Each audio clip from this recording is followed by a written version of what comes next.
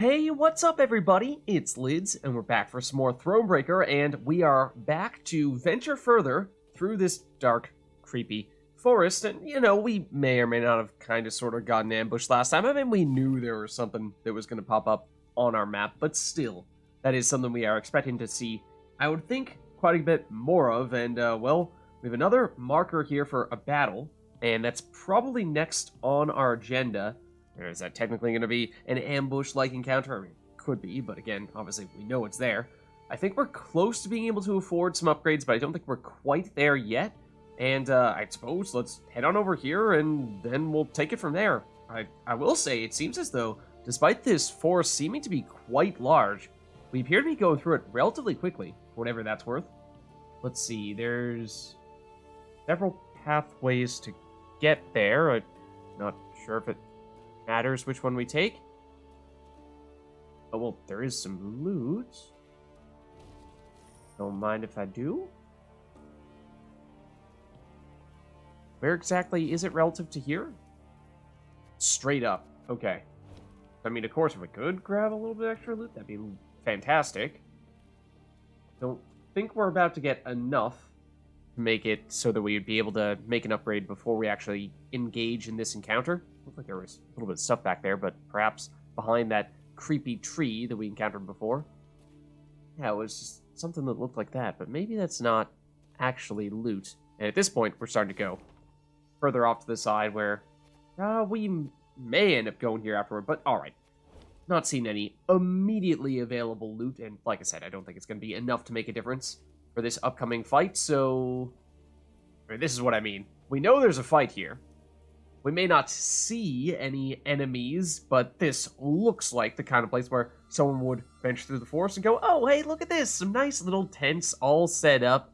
It doesn't seem as though anyone's here anymore. Why don't we just pitch our own camp here and benefit from the additional resources? But no, no, no. We got a battle. Alright, it's the abandoned camp, in fact. The presence of wind-tossed tents suggested others had visited the Moulderwood not long past. Now, is that actually true, or was this all just a setup by the Scoia'tael? Yet why had they deserted their camp? What had become of them? I think I can answer that question. Before the Lyrian scouts had a moment to investigate, they were surrounded by the sounds of slackened bowstrings and whistling arrows. Okay, oh, interesting. It's a battle, yes, but it's a shortened battle, so of course that means that we will just need to outscore our opponent. No special rules here, although our opponent may have some interesting cards that we've not yet seen. But only one round. Only one round. Okay. So, yep, round 3. Let's see. Before we start selecting our cards... Ooh, we're on low morale. I forgot about that. Okay, that is relevant for a battle such as this. We have a Scoia'tael tracker. So order damage an enemy by 5 and adjacent units by 2. That's a pretty sizable chunk of damage. Cooldown 3, so fortunately they're not going to do it that often. But I think most importantly, that means if we have any engines, any cards that gain value over time, the longer they're on the board, then we want to be very mindful when we play those, because if 5 damage is enough to destroy them, then of course they're not going to have the chance to grow and create that value. So that is worth considering. Take, for example, the Stray's Cavalry, where we can mark a unit, yes, that's fine, but we only deal the damage to the mark unit if the Stray's Cavalry stays alive, if I remember correctly at least. So that makes this a little bit of a risky play, whereas cards we play on their side of the board could be a nice way to work around that, so I do like that. Stray's Slinger does everything on deploy, so that's probably fine. Stray's Bomber probably fine as well. I think we may want to dump these guys, or at least try to. Yeah, we could set both rows on fire. I do like that. And of course, for all I know, because we have no idea what actual enemies, in terms of the cards, we're going to encounter here, for all I know, this could be the best card for this encounter, but I think given what we do know about their leader ability, let's act around that, let's plan around that. Scytheman is another good example, though, of a card that generates value over time, and if we don't have time before the damage procs, then he's going to get destroyed. I mean, assuming we play this on the same turn we use a leader ability, then we should be fine. So maybe it's a little bit better than Stray's Cavalry, but I think we might still be able to do better, dare I say. Okay, Infiltrator I think is still probably one of our best ways to circumvent our opponent's ability here. So I think to lead things off, why don't we begin by setting rows on fire? And since we can set both rows on fire, don't need to be picky here. Watch your heads. I think it's a safe choice.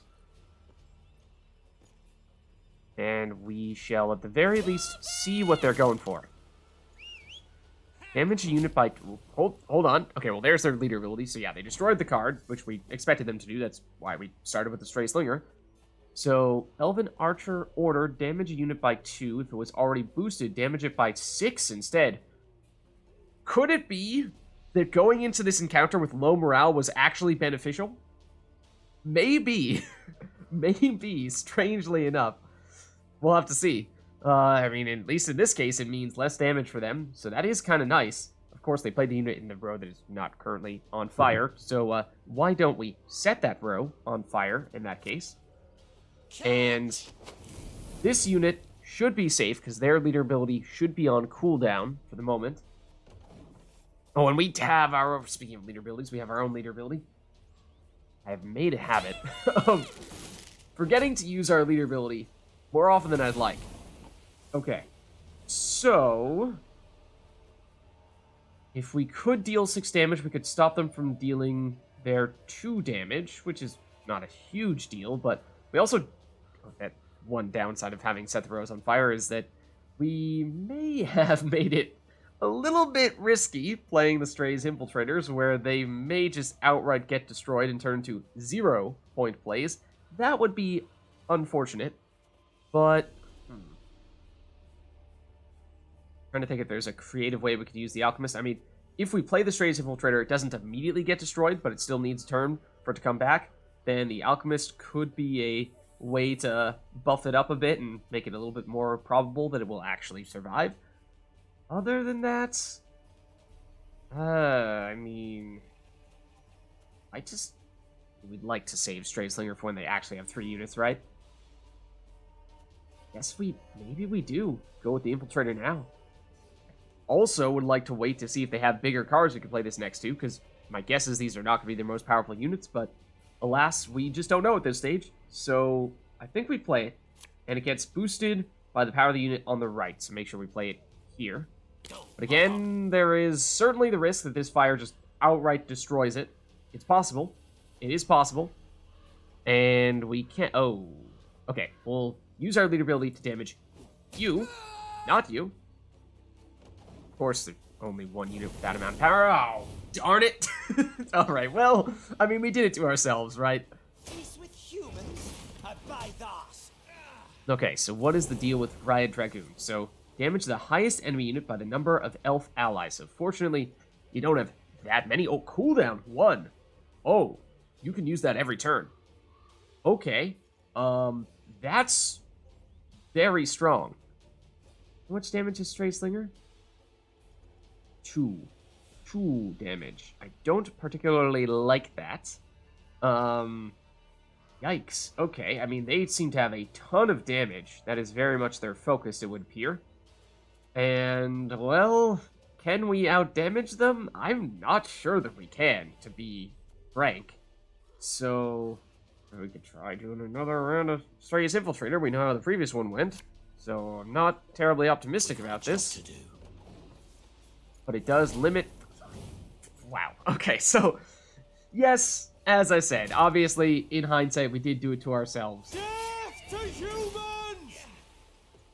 Whenever you play an elf, boost its adjacent units by 2. So, I mean, if we are patient with those Stray's Infiltrators, then we might be able to get a big unit out of it. But yeah, getting the order right, between the Infiltrators and the Bombers, there's definitely an anti-synergy there, of course.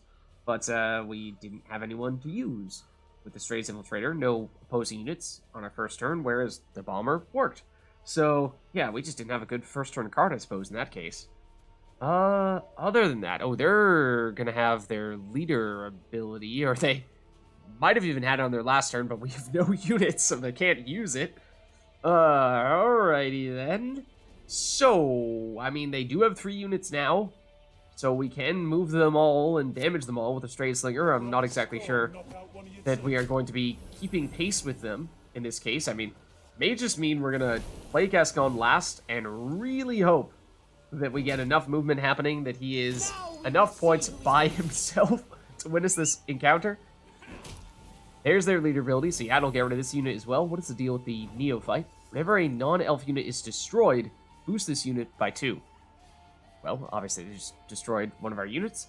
We also may not be able to do anything with Decoy if we don't have any units. So I don't know, this could end up being a bit of a reality check for us.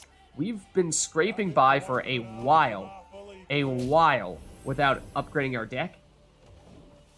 And it looked like at some point it was going to come back to haunt us. Could that be this moment?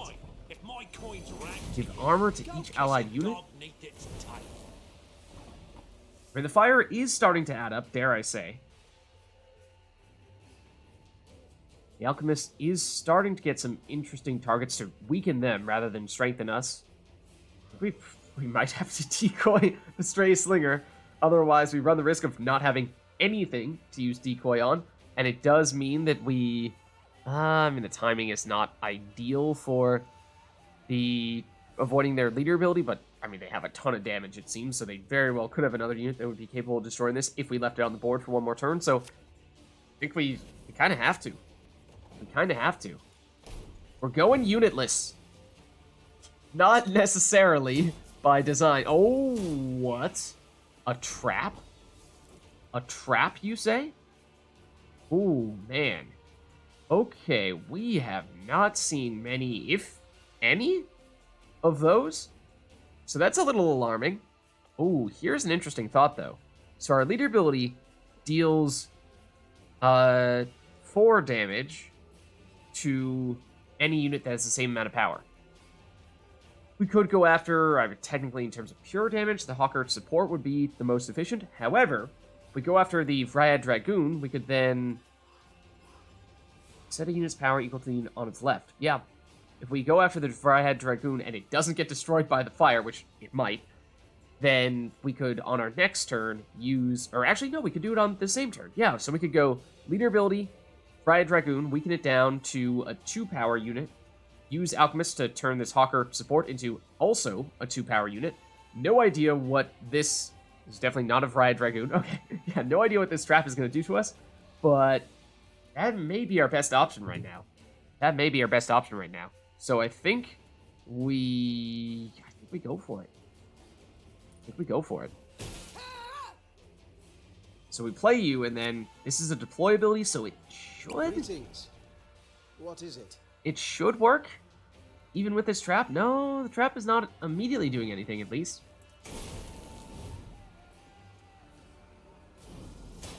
Okay, they're giving out the armor, yes, but more neophytes, and they're definitely going to be able to destroy one of our units.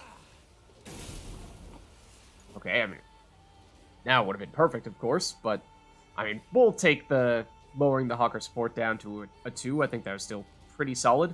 We have some damage with Lyria and Horn, but there are not very many units out there, so Lyria and Horn, perhaps not the best option either.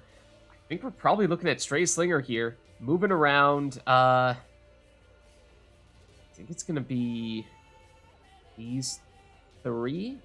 They'll destroy you, damage you, but, well, maybe you, actually. I mean, it's going to be overkill damage on you, but the fire is capable of one-shotting either of you if it procs. So, you know, the damage on these guys is probably insignificant either way. So, in that case, it's more a matter of which unit do we prioritize making sure that we absolutely get rid of. And I think the answer is you, because you have a lot of elves, so this is worth many points. So, if we do this. Bigger they are, easier they are to target. Okay, there is the trap. It's a War Dancer. Interesting. It's an ambush unit. So next time your opponent plays a unit with higher power... Oh, interesting. It only triggers when we play something with higher power. Damage it until its power is equal to War Dancers. Oh, well, how much power did this have? Like 5? So you might have only damaged it by 1, or something along those lines. Just trying to get Gascon higher up there, because as we were saying, he is probably our only chance. Death to old war. And, of course, it's not looking good. So, I think we'll go Lyrian Horn here. Actually, we should have done Gascon first and then Lyrian Horn. It was slightly inefficient there. Unless we had reason to believe this Stray Slinger was going to get destroyed, which, I don't know, maybe. I'll feed you to the crows. Alright, that was their last card. Lock an enemy unit. Death Wish for moving enemy units lock. Okay. So they locked our Stray Slinger, not that that really matters. Actually, that's reason not to have played Gascon. Kind of, sort of. Ooh. So we do this. This empowers Gascon slightly. We use Gascon here. We're going to be just short, I believe. Painful this'll be. And that is painful, because if you bear in mind that we were slow to use our leader ability, it's still on cooldown now, we might have had just enough if things had gone just slightly better for us. I mean, it looked like we had no chance before, but this is closer than I was expecting. Don't think fire procs here at the end, no? Okay, so for a while there, it looked like there was just absolutely zero chance of us ever being able to take down this opponent without us doing something to change our deck or perhaps get our morale back up to neutral. So, however, I was surprised at the end how much we started to make a bit of a comeback there. So, let's give this one more shot here. And if we prove unsuccessful, then we'll back out, we'll find another way to power ourselves up. And, I mean, of course, if we succeed, then we powered through the low morale, and we'll get back to neutral afterward, and, well, we hope that it gives us enough resources that we can start to make some upgrades for our next encounter, because yes, it does seem as if the difficulty has taken a bit of a spike. So, let's see. We go first, or at least we did go first last time. I assume that's probably still the case. It's a little bit odd since they're ambushing us, but we didn't have a target for our leader ability, which means we can't use it on our first turn, which means we can't immediately boost the Lyrian Scytheman, which means it's going to get destroyed by their leader ability, and then that means it's basically a pointless card. So, the other thing that we definitely could do a better job of is that we, of course, did destroy both of our Strays Infiltrators, and if either one of those had survived and gone back to our side of the board, that probably would have been enough for us to win. So, that alone could very well be our recipe for success here. So I think we might want to stick with that. We just want to be very careful of when and where we use this. Obviously, nice to play it early to get the most damage out of it, but make sure that you still allow your Strays Infiltrator some time to live. Then we were saying the Strays Cavalry, not the best, because engines against these guys when they were packing a whole bunch of damage, not great. Not great. So I think we probably try to dump you. Okay, we do get a second Strays Bomber. It's not bad, but again, it just means maybe we bomb one row early, and then we deliberately play the Infiltrator on the other row, and only once we get this Infiltrator back, then that's when we bomb the second row. But I think, still trying to get rid of this Strays Cavalry, if we can. We're running out of redraws here, but Scytheman, not really sure is much better. Well, we get Reynard, well, I mean, he's a body. Oh, did we not get Gascon? Oh, that hurts. Gascon was, of course, the key point generator for us, so without him, that's going to be painful. But they do go first. That actually helps. That does help. That means we can go with leader ability on our first turn and actually have a target for it. Obviously, only one target, so it's not going to be wildly effective, but it does mean, I mean, if we had a Scytheman, then we could boost that up. Do we have anything else with Loyal? Don't think so. Reynard is, as we've said on a couple occasions before, actually has become one of our weakest cards, dare I say, because he's just a 9-point body. His deployability does basically nothing because we don't have anyone with an order ability here. All these abilities are deploy, so that doesn't really help. Now, we saw, what, a 10-ish power unit that they played eventually that we could use as the unit that we base our Strays Infiltrator boost off of. and we don't know what the timing of that is going to be. They played it relatively late, or at least mid-round last time, but maybe since we want to make a point of getting our bombers out there as quickly as possible, then let's start with the Infiltrator. That way we can get it back, and then after that we can start using the bombers. So let's see. So after 2 turns, on turn start, boost self, power to the unit to the right. Yeah, I just want to make sure we're putting it on the correct side. And well, it does mean that we don't really want to use our leader ability here, though. So once again, maybe it actually was the right idea to bomb this row, wait a turn before using the Infiltrator, and then play it on whatever unit they put in this row. That might have been the way to go. Probably was. Probably was. But now what we can do is we can set this row on fire immediately.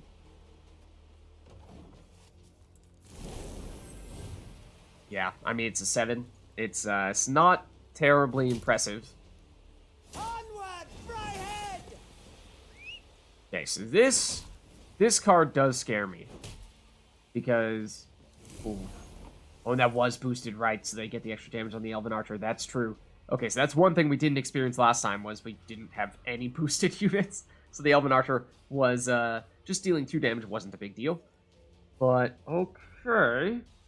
Well, we don't have any additional Infiltrators unless we proceed to decoy this one and replay it, which is actually not the worst idea after they've hit it with some damage and it didn't really score as many points as we would have liked.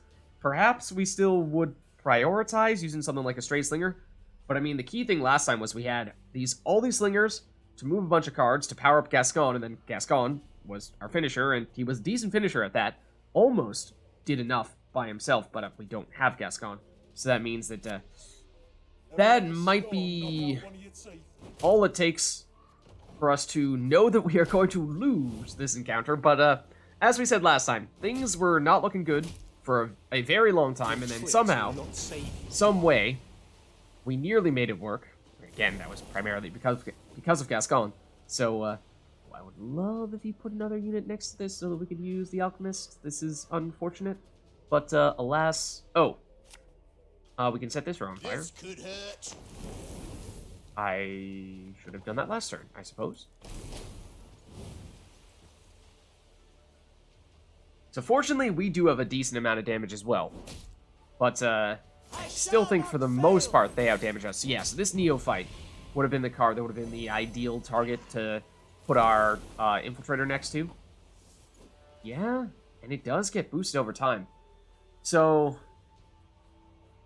that's tough, because on one hand, we want to wait to play our Infiltrator until they play a Neophyte, and ideally until that Neophyte gets boosted.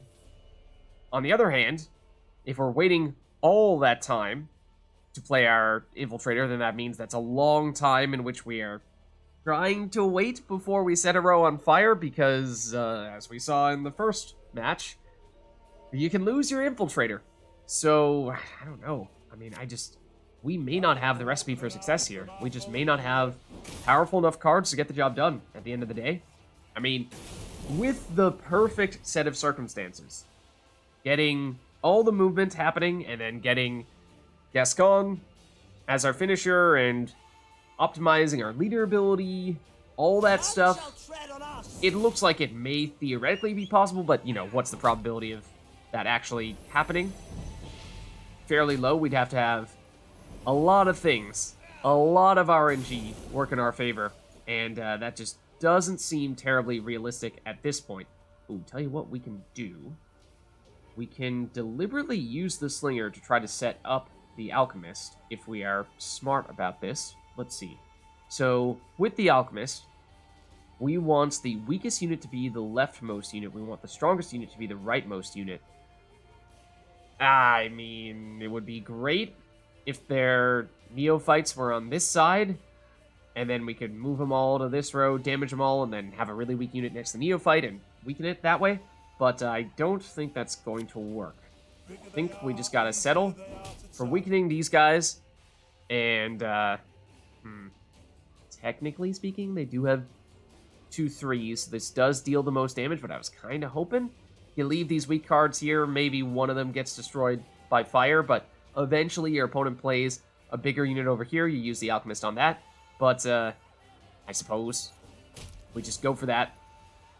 Short term, it's best. Long term, it may be worse if this gets destroyed. Yup. So I think that was technically a misplay in that case. Or at least, it could have been. Let's see. So, let's decoy you. Because as we saw last time, there's a limited opportunity to decoy, and I'm pretty sure we know this is another War Dancer, or at least it very well could be. We did see this eventually last time, right? Yeah. So this is gonna damage the next unit that we play down to, what was it, like a 4? So that means we really want this to be the next card, or either Alchemist or the Stray Slinger be the next card that we play. So that, in this case, it doesn't get damaged at all, but eventually, Stray Slinger will get bumped down to a 4. Don't make it Raynard, otherwise he'll get weakened a lot. So, I suppose you go for this and you just move the cards that you can move. Oh, why is the War Dancer 2? Huh? Can it get damaged by the fire when it's in its stealth mode? Is that a thing? I suppose that might have been the reason for it. Death to Old One! Yeah, see, this is, of course, this looks very similar to what happened last time. We had little to no units until the very end when we played Gascon, but Gascon was getting boosted in our hand because of all our movement. Difference this time is no Gascon, no big card to finish with, so that does not bode well for us. In terms of options here with the Alchemist, best one would, at least as of right now, be to use the War Dancer to weaken the Neophyte, which is something. It's not a lot, but it is something. So, I suppose we go for that. I mean, otherwise it's Raynard, which I kind of like to save him for last because he's our biggest unit. So, on the off chance that somehow we can deal 40 points of damage, then having Raynard might be enough to finish the job. But, all right, let's go for it. Asks, you've not seen me. Like, this could get damaged down to a 1 by the fire, which would have made us more effective, although didn't happen here. Feed you to the crows. Did we see this? Oh yeah, we did see this one. Okay, so for what it's worth, it does seem as though they've played pretty much every card the same way that they did last time. Same sequencing and all that stuff. So it does help us understand what they have here. And, well, now at this stage, what we can do is, at the very least, we can play Raynard without them being able to damage us at all. And the fire will proc here. That does help us. And now we can go Lyrian Sword, which will give us a little bit more damage, a little bit more boosting. We'll also do that for the sake of doing that, because we can. But I still don't think this is going to be enough. Again, surprisingly close. Oh, hold on. Hold on. I mean, still not going to be enough, but again, didn't feel like we were going to come that close. And if we were on neutral morale, that might have been enough for us to take the win there. But either way, I think let us load the last checkpoint here, because we could try to brute force it and just through sheer go an attempt after attempt, eventually the RNG might work in our favor, but I think that's, you know, probably not the best approach. Strategy-wise, could we improve? Yes, a bit. You know, our Strays Infiltrators didn't work out so well for us both times we tried to use them. We didn't get Gascon the second time round, as we were saying. With him, then it could quite probably work. But what if we say, instead, head over to this western side, see if we can encounter anything else there, either a different battle, different puzzle, or honestly, even just picking up other loot that could give us some resources here, because we are close to being able to make some upgrades. I think we could theoretically switch some units around. Oh, okay. Get a fast travel spot. That's actually kind of nice. Oh, well, there is, in fact, a battle right here that I don't think knew about until approximately 30 seconds ago. So maybe we just try this one and see if our luck fares any better this time. And it certainly looks like another ambush. This one, a little bit sneakier, because, it didn't show up until we were right next to it. Let's see, so surrounded. As she traversed Molderward, Meve always felt as if she was being watched. At times, the queen thought she had glimpsed eyes glistening in the thicket, that the rustle of tree branches carried ominous whispers. Of course, these were often mere delusions born of fatigue and fear. Yet, not this time. Okay, so once again, it's also a shortened battle, just one round. So we'll see how this one compares to the one we were in last time. Will we face the same types of opponents here? Okay, same leader ability. The Scoia'tael Tracker here. So they can deal 5 damage, and... Ooh, this time they have Demon of the Wood. Whenever you play an elf, boost it by 1. Okay, our previous opponent did not have that artifact there. So if they are running identical decks, and that's the only difference, then of course that means this opponent is just objectively better. But I love seeing Gascon, based on what we were talking about for the previous encounter. That means let's try to get as many Stray Slingers as we possibly can. Alchemist has also been very effective for us. Not had the best of luck with the Infiltrators, so I think we probably try to dump these 4, if possible. Lyria and Horn has been pretty solid from a damage standpoint. And the Decoy, if we've been able to play our Stray Slingers a second time, does theoretically mean we can make Gascon stronger, so that might still be worth keeping, even if there's been some danger of us not having a unit to bring back into our hand and replay. So I think let's prioritize getting rid of... Thank you. Okay, Bomber. We didn't have any of them, so yeah, at least picking up one of them is nice. Again, want to be mindful of the combination of Infiltrator plus Bomber, because that's tricky. Okay, Cavalry, still not a huge fan. I think I don't like the Cavalry as much as I like the Scythemen. I don't like either of them. But I think this one is worse, because with the Scythemen, at least if you play it and use your leader ability on the same turn, you can give this a boost right away, so they won't immediately get destroyed. Now, they may have that card that deals extra damage to boosted units, in which case, we're out of luck. But in this case, it's not getting boosted, so it might deal 1 damage and then immediately get destroyed, and there's pretty much nothing you can do to stop that. So, okay, more Slingers. That's awesome. Love that. Let's try to get rid of the Scythemen, though, if we can. Okay, again, ideally, no Cavalry, 2 Infiltrators, 1 Bomber. How do we feel about it? I think we just try to get rid of this Infiltrator. And we got a Cavalry, okay. Well... Alright, so this is a card we saw our other opponent using. Is it the first card we saw them use? It might have been, to be honest. It might have been. So, how do we want to lead this one off? I mean, again, if we're assuming they have the Neophyte card, which was the one that has the most power, then that's the one that we'd want to wait to play our Infiltrator on. So maybe we hold off on this. That does mean that we would like to at least not set both rows on fire immediately. We only have 1 Bomber. So we could just set this row on fire and then hope they happen to play their bigger units in this range row, and that way we have a safe spot for our Infiltrator. That might be the way to go. I think we go for that. Let's set up. We want to do the Bomber early at the same time. Yeah, I think we go Bomber now. Watch your heads. We'll go leader ability. And I'm just trying to find a time in which we can actually play the Stray's Cavalry. What I think we want to do is wait for them to use their leader ability, and we'll probably use it to destroy this Bomber here. But, pretty sure that's what we're about to see right now. Oh, that's new. So that goes down. That means they have less damage on the board now. How much damage is this? Damage a unit by 2. That means they cannot immediately destroy the Stray's Cavalry unless they play another damaging unit, which they very well may. But this is possibly the best opportunity to use the Stray's Cavalry. But what is the deal with this Smuggler? Every 2 turns on turn start, summon a random elf from your deck? What? That's pretty strong.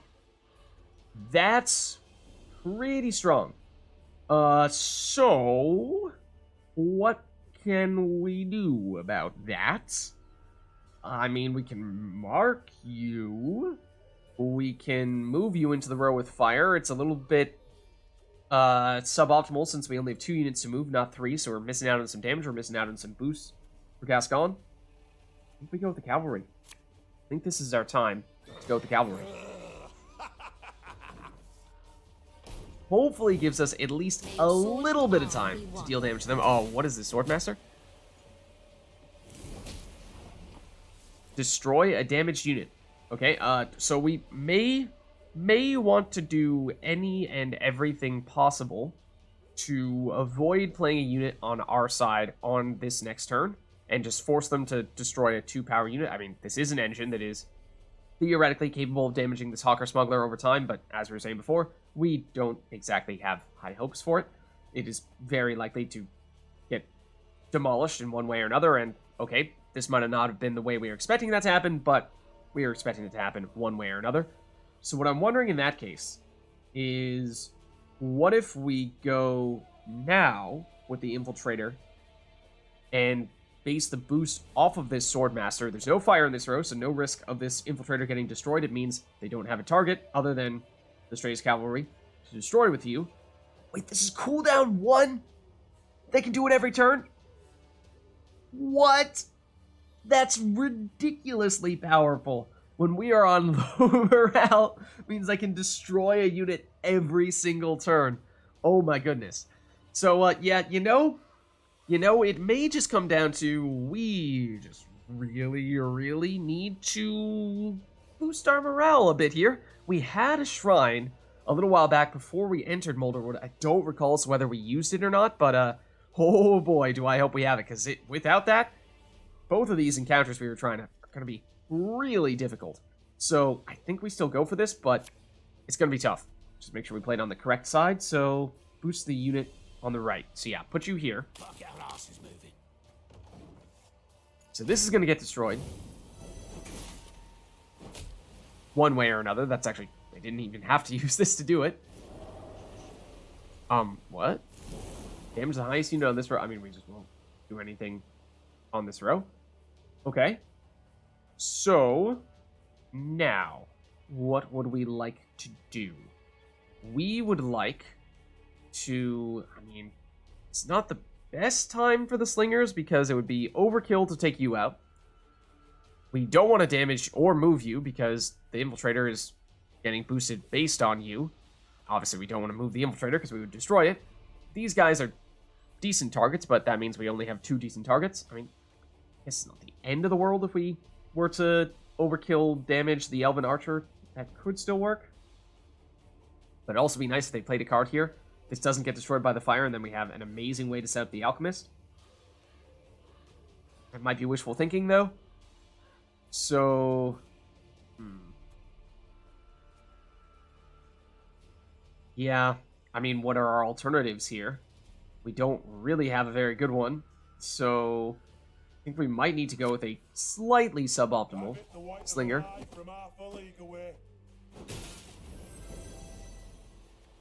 And as we were saying before, the key, I think, in this match is going to be maximizing the boosts on Gascon. Okay, yep, they destroy the card we were expecting them to destroy.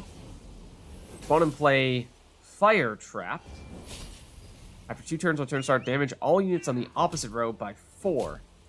Okay, well, see, here's the thing. They just have so much damage. This was a boosted unit, and now it's already down to just 2 power.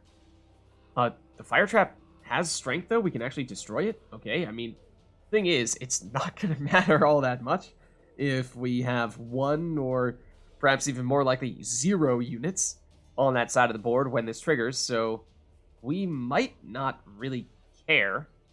I think what we do now is now we go for another Stray Slinger and move all these guys, get more people into the row with fire, power up Gascon. Just would very much like to find a time to safely get this Stray Slinger back into our hand with Decoy, either this one or this one, but they have a lot of damage here, and that Elven Swordmaster is going to be capable of destroying every unit that we play. So this Decoy might prove to be completely useless, I am afraid. Ooh. Is this actually a Scoia'tael Bomber? I don't think so. I don't think so. That is. But we do have a very weak unit next to... I mean, I don't know if we're allowed to use the Alchemist on this guy when this unit is hiding. But if so, then that could be very effective. We saw previously, though, that the unit that was hiding, 2 units that were hiding in the previous encounter were pretty low power. So it might not be a huge difference maker. Would love if this was next to this, right? Speaking of which, we might be able to make that happen. Thing about slings, they hide well. Well, actually, let's see. How do we get you to the left of a unit that is very weak? We'd think to do, it's going to be overkill damage, but I think we do 1, 2, and 3. That way the Scoia'tael Neophyte should be on this side of the Elven Swordmaster, and the Elven Swordmaster ideally takes more damage from the fire, but at the very least is 5, and so we get 9 points of damage on this Neophyte. So I think we play for that. Well, I mean, it's going to get damage when we do this movement, but... And there is the War Dancer.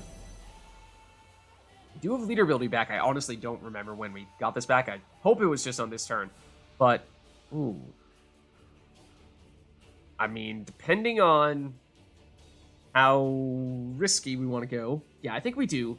Damage this Elven Swordmaster. It means that it'll get down to a 1, may get destroyed by the fire, but even if it does, we still have this War Dancer that'll be very weak.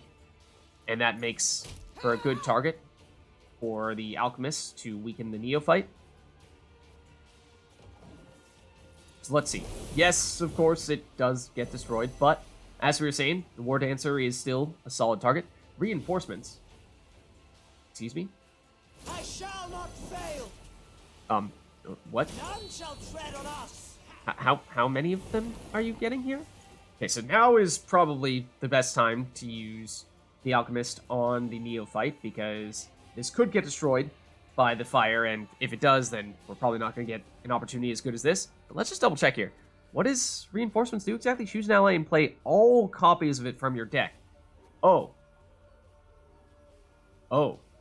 Yeah, that's pretty strong. Okay, so, well, now we'll go Alchemist, Greetings. and we'll do this. What is it? And that's a 14-point damage play, so that's pretty awesome. But, that being said, we still are asking a whole lot of Gascon here. Let's enjoy the weather while we what? still can. After 2 turns... Let's enjoy the weather while we still can, excuse me. After 2 turns on turn start, damage adjacent units by 6. Joke's on you if we don't have any adjacent units. If any were destroyed, move to the other side of the battlefield. Well, you won't have any. So... So... You will stay on our side. I'm actually curious to see, do they still have the card that destroys units that are damaged? It doesn't seem like it. So, tell you what if we do an Uno reverse card? Decoy on this Elven Mercenary? Play it on their side. Would we have enough time for this to trigger? I think we might have just enough. Or, I mean, at the very least, otherwise, Decoy is a 0-point play because we're not going to have anything to use it on, so we might as well give it a try, right? I mean, I suppose it could be a -5 play if we were thinking this would actually survive on our side of the board, but maybe our opponent's going to destroy it. Maybe they know that it's not actually going to destroy anything, so it's not going to go back to their side, but let's give it a shot. Let's try it out.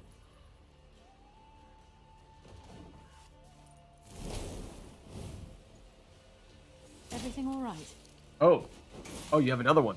I mean, once again, if we just don't play anything next to it, then it only moves if it destroys something after 6 turns, or after 2 turns on turn start. Damage chasing used by 6. If any were destroyed, move to the other side. No, I don't think it's gonna go to their side.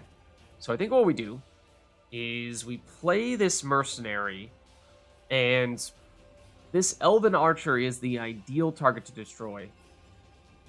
The question is there any chance of it getting boosted and getting out of removal range of this Elven Mercenary, in which case it could backfire? So we could put it in between the Elven Archer and the Bomber. Bomber almost certainly would get destroyed, but we'd have some overkill damage. We wouldn't have overkill damage if we put it in between these two, but we run that risk of if they have a way of boosting this Elven Archer, then we're out of luck. I think we might need to play it safe here. We might need... I don't think they're going to have a way to boost it. Oh, I mean, boosted our card that we're hopefully going to get back. So I do like that. Blood and neck ends. Similian Vat. Spawn 2 copies of what is a fairly powerful card. Okay, so now I think we go Gascon first, then we'll go Lyrian Horn. Coin never stinks, no matter how rank the pouch. Move this, that'll boost Gascon a bit. End our turn, we will damage them. Oh, I don't like that it ended up on this row. But now we use Lyrian Horn, and I don't think it's going to be enough. But we do have our leader ability. Hold on. We do have 2 units with the same amount of power, so it actually does work pretty well. And it's surprisingly close once again. I don't know. We're about to find out. Is it sufficient? 1 point? 1 point. We've done it. We've done it.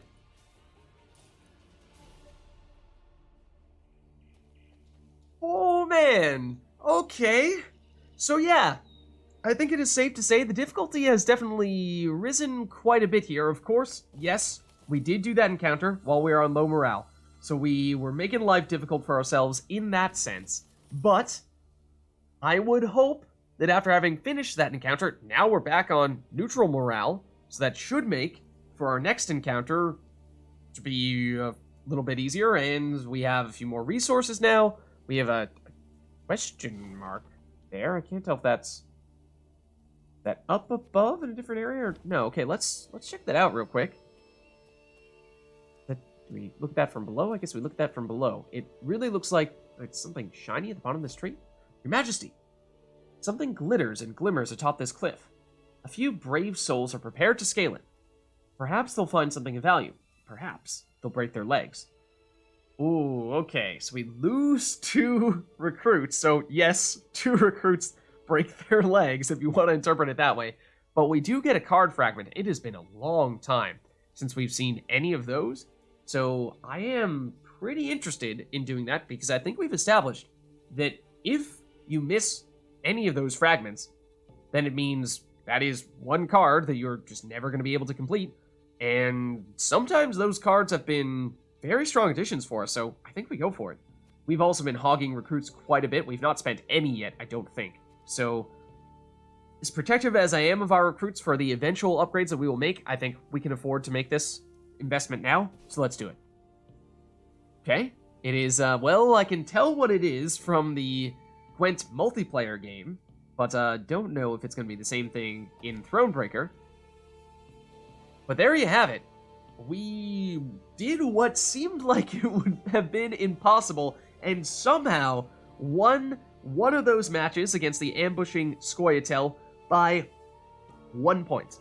1 point. So that feels pretty awesome, but as I think we've already seen, and we are perhaps going to continue to see, we're going to need to make some upgrades pretty soon and perhaps pretty aggressively. Otherwise, we may find ourselves running into some insurmountable barriers. But with that being said, I think this is a good place for us to wrap things up here. So thank you all for watching. I hope you enjoyed the video, and I'll catch you next time.